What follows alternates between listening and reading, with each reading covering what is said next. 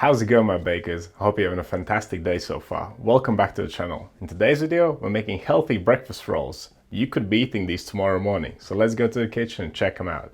I posted a cheesy breakfast roll recipe not too long ago. This time I decided to experiment with a healthier option, and this is what we got. 100% whole grain breakfast rolls. They're super easy and convenient. The dough is made a day ahead, the rolls are then shaped, cold proofed and baked right from the oven. This method relieves us from doing any work the next day. Simply bake your rolls and enjoy them for breakfast. This will be a great addition to the whole grain breads playlist. And if you're into that kind of thing, do check it out in the playlist section on my channel. But let's get on with these whole grain breakfast rolls and see how they're made. If you want, you can just use 100% whole wheat flour. But I had some einkorn and spelt laying around in the cupboard, so I used them. Most of the recipe is regular whole wheat, but I'm also using whole grain spelt and whole grain einkorn.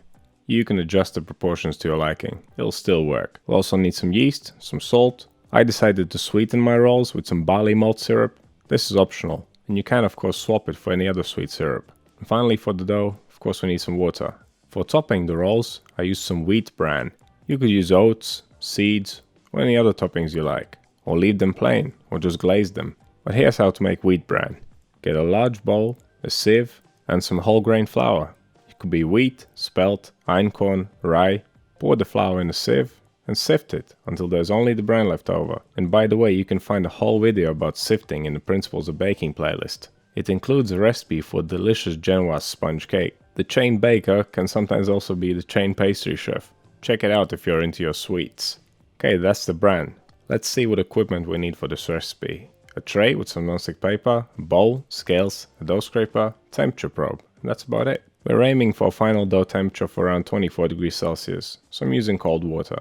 You'll find specific details on temperature control for this recipe in the link below the video. Right, let's start making our dough. Grab a large bowl, add the water, the yeast, the salt, the spelt and the einkorn flours, and then give it a good mix.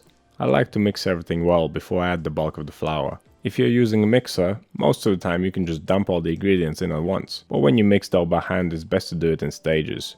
Right now I'm adding the barley malt syrup. This is sticky stuff, but it adds a great flavor and a bit of sweetness, which works really well with the whole grain flours.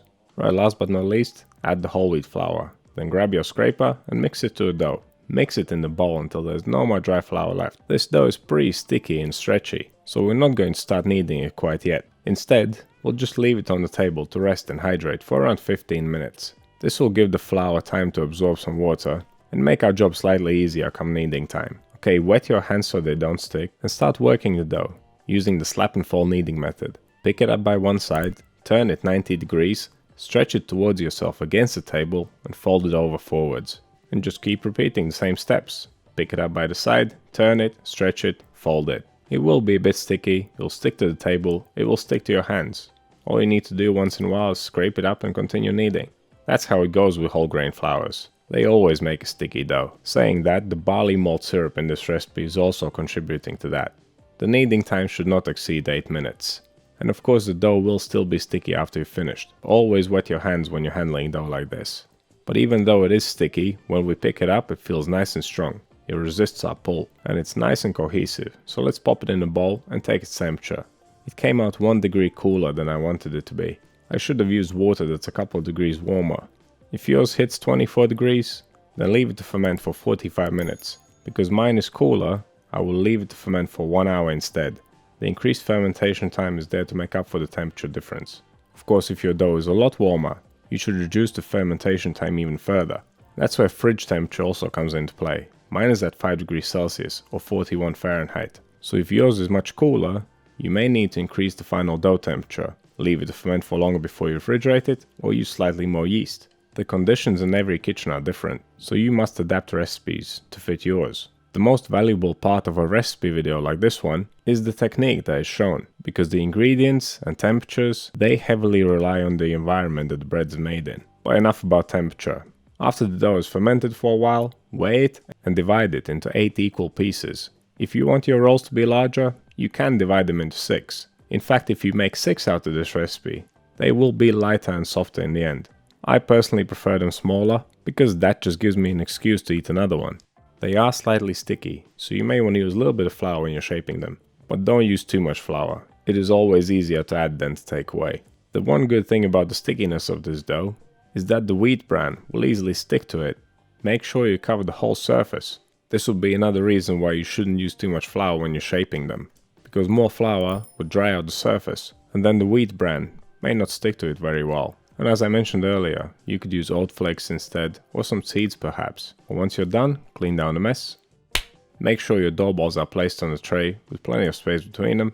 You can always sprinkle some more bran on top. Now we can cover them up, leave them in the fridge for their long cold proof.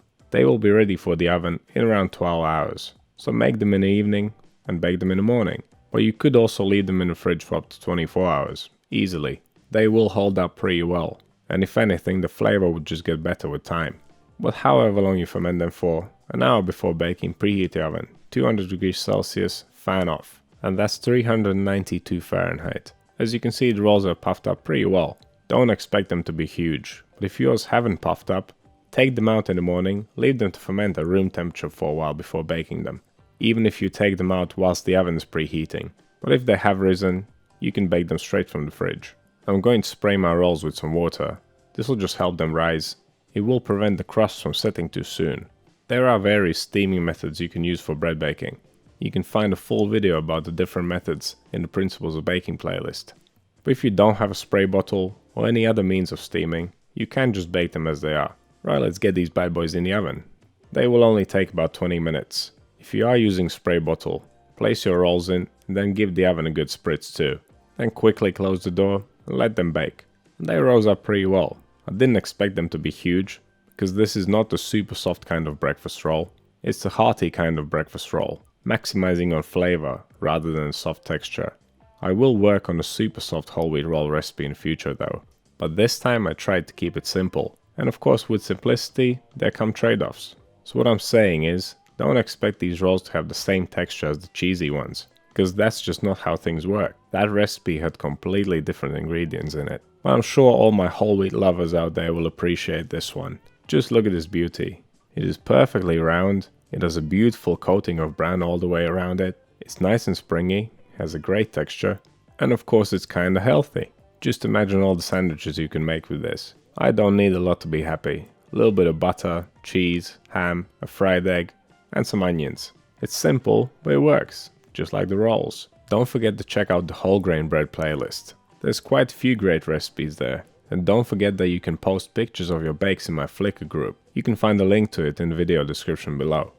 So what do you think of this recipe? And have you tried my cheesy breakfast rolls yet? Let me know down there in the comments. If you want to see more videos like this one, click over here. Subscribe to the channel, click right here. That's all I have for you today. Thank you so much for watching. I'll see you in the next one.